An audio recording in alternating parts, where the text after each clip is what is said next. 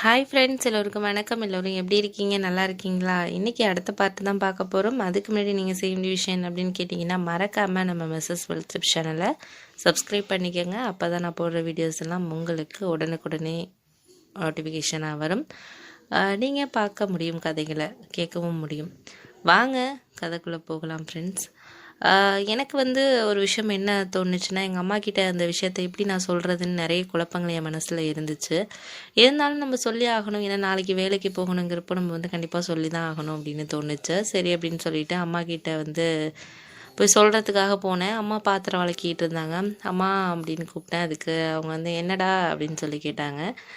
அம்மா உன்கிட்ட ஒரு விஷயம் சொல்லணுமா அப்படின்னு சொன்னேன். அதுக்கு சொல்லு, ஏன் என்ன தயங்கிட்டு இருக்க, என்னாச்சு, ஏதாச்சும் உடம்புக்கு ஏதாச்சும் பிரச்சனையாக, உடம்பு முடியலையா அப்படின்னு கேட்டாங்க. அதெல்லாம் இல்லைம்மா அப்படின்னு சொல்லி ஒரு மாதிரி எனக்கே ஒரு மாதிரி கஷ்டமாக இருக்குமா சொல்கிறதுக்கு. நான் எதுவுமே படிக்கலைம்மா, நான் வேலைக்கு போகிறேன், அவன் கஷ்டத்தை கொஞ்சம் நாச்சும் தீர்க்கிறதுக்கு நான் ஏதாச்சும் ஏற்பாடு பண்ணணும் அப்படிங்கிற மாதிரி நான் சொன்னேன். அதுக்கு அம்மா ரொம்ப கவலையாக போயிட்டாங்க. அவங்க முகமே ரொம்ப மாறிடுச்சு. என்னடா இப்படி சொல்கிற, உனக்காக தானே நான் இவ்வளோ நாளாக கஷ்டப்படுறேன் அப்பா இறந்ததுலேருந்து, ஏன் இப்போ திடீர்னு படிக்கலைன்னு சொல்கிற, நம்ம வீட்டில் நீனாச்சும் படிக்கணும்னு தானே நான் படிக்க வைக்கணும்னு நினச்சி தானடா இந்த விஷயம்லாம் செஞ்சுக்கிட்டு இருக்கேன், ஏன் இப்படி பேசுகிற அப்படின்னு சொல்லிட்டு அம்மாவுக்கு அப்படியே கண்ணிலேருந்து தண்ணி வந்துடுச்சு. அந்த நேரத்தில் எனக்கு என்ன பண்ணுறதுன்னு எனக்கே தெரியல. இல்லைம்மா, நான் எல்லாத்தையும் யோசிச்சுட்டு தாம்மா நான் சொல்கிறேன்.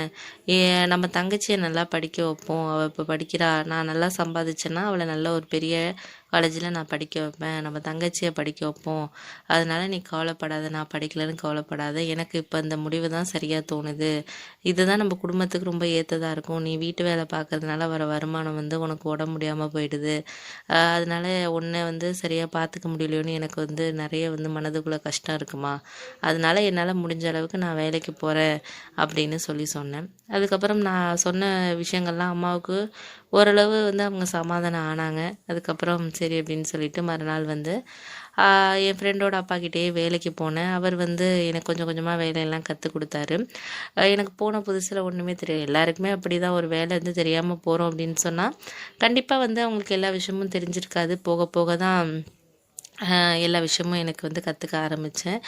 எனக்கு இதை ஒரு நம்ம சம்பாதிக்கணும் அப்படிங்கிற ஒரு எண்ணத்தோட இதில் நிறைய விஷயங்கள் நம்ம கற்றுக்கிட்டு இன்னும் ஓரளவு ஒரு நல்ல ஒரு பெரிய கடை வைக்கிற அளவுக்கு நம்ம ஆகணும் அப்படிங்கிற ஒரு மனசு தான் எனக்கு மனதுக்குள்ளே ஒரு விஷயம் தோண்டிக்கிட்டே இருந்துச்சு. ஏன்னா நம்ம ஒரு தொழிலையோ இல்லை வேறு வேலையிலையோ ஈடுபடுறோன்னா நம்ம முழு மனசாக ஈடுபட்டால் மட்டும்தான் அந்த தொழிலையாக இருந்தாலும் சரி, வேலையிலையாக இருந்தாலும் ஜெயிக்க முடியும்.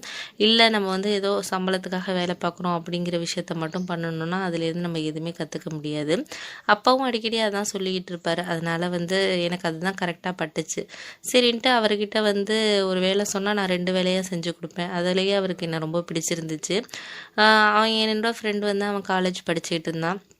ஏன்னா அவங்க வீட்டில் எந்த கஷ்டமும் இல்லை, அவர் அப்பா நல்லா கடை வச்சுருக்காரு, அவங்க அம்மா ஒரு ஸ்கூலில் வேலை பார்க்குறாங்கங்கிறதுனால அவன் நல்லா படிச்சுக்கிட்டு இருந்தான். எனக்கு அவனை பார்க்குறப்பெல்லாம் சில சமயம் கஷ்டமாக இருக்கும். நம்மக்கிட்டேயும் பணம் இந்த மாதிரி இருந்துருந்துச்சுன்னா, நம்ம அப்பா இருந்திருந்தாருன்னா கண்டிப்பாக நம்மளும் இவனை மாதிரி ஒரு காலேஜ் போய் நல்லா படிச்சுட்டு இருந்திருப்போம்ல அப்படின்னு தோணுச்சு. பரவாயில்ல, இதுவும் ஒரு நல்ல அனுபவம் தான் நம்ம வாழ்க்கையில். எல்லாருக்கும் வாழ்க்கை ஒரே மாதிரி இருக்கிறது இல்லை. சில சமயம் வேறு வேறு பின்பங்களை தான் வாழ்க்கையில் சில பேருக்கு கொடுக்குதுன்னு எனக்கு அப்போ தான் தோணுச்சு. இருந்தாலும் பரவாயில்லன்னு சொல்லிட்டு காலம் போன போக்குலேயே நானும் போயிட்டுருந்தேன். அவர்கிட்ட தொழில் கற்றுக்கிட்டு ஒரு 2 வருஷம் நல்லபடியாக என் குடும்பத்தை ஓரளவு எங்கள் அம்மா வேலைக்கு போக சொல்லாமல் எனக்கு கிடைக்கிற வருமானத்தை வச்சு என் தங்கச்சியும் நல்லபடியாக பார்த்துக்கிட்டோம். அதுக்கப்புறம் என்ன ஆச்சுன்னா, எனக்கு ஒரு விஷயம் தோணுச்சு. என்னென்னா, நம்மளுக்கு ஓரளவு தொழில் தெரிஞ்சிருச்சு அப்படிங்கிறப்போ நம்ம ஏன் ஒரு கடை தனியாக ஆரம்பிக்கக்கூடாது வேறு ஏரியாவில் போயிட்டு அப்படின்னு எனக்கு தோணுச்சு. ஆனால் அதுக்கு கண்டிப்பாக மூலதனம் வேணும் அப்படின்னு எனக்கு தோணுச்சு. அதனால் எங்கள் அம்மாக்கிட்ட இந்த விஷயத்த போய் நான் சொன்னேன். எனக்கு தெரிஞ்ச ஃப்ரெண்ட்ஸுக்கிட்டேயும் சொன்னேன். அவனுங்களும் அதான் சொன்னானுங்க, நீ நல்ல தொழில்காரன்டா, கண்டிப்பாக ஒரு கடை ஆரம்பிச்சேன்னா கண்டிப்பாக நல்லா உனக்கு லாபம் வரும், நீ ஒரு நல்ல நிலைமைக்கு போகலாம், ஃபஸ்ட்டு கொஞ்சம் கஷ்டமாக தான் இருக்கும், அதுக்கப்புறம் உனக்கு சரியாயிடும் அப்படிங்கிற மாதிரி தான் அவனுங்களாம் சொன்னானுங்க. இருந்தாலும் முதலீடு போடுறதுக்கு அட்லீஸ்ட்டு கொஞ்சம் பணமாவது வேணும் அப்படிங்கிறது எனக்கு தோணுச்சு. அம்மா கிட்ட சொன்னேன். அப்புறம் அம்மா தெரிஞ்ச இடங்கள்லாம் அவங்களுக்கு வேலை பார்த்த இடம் அதுலலாம் இது மாதிரி போய் சொன்னதுனால இப்போ நான் நல்லா வேலை பார்க்குறேன்னா இங்கே உள்ள ஏரியாக்காரவங்களுக்கெல்லாம் தெரியும் எல்லாருக்கும். அதனால் நம்பி பணம் கொடுத்தாங்க.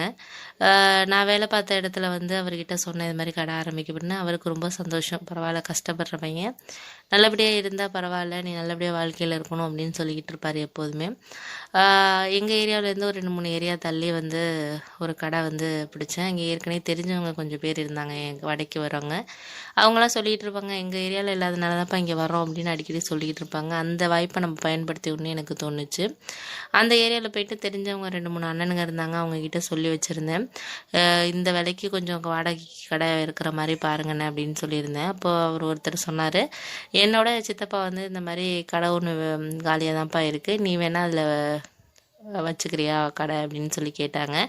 உடனே நானும் சரி நான் வரேனே பார்க்க வரேன் அப்படின்னு சொல்லிட்டேன். அதுக்கப்புறம் நடந்துச்சுன்னு நான் அப்புறம் சொல்கிறேன்.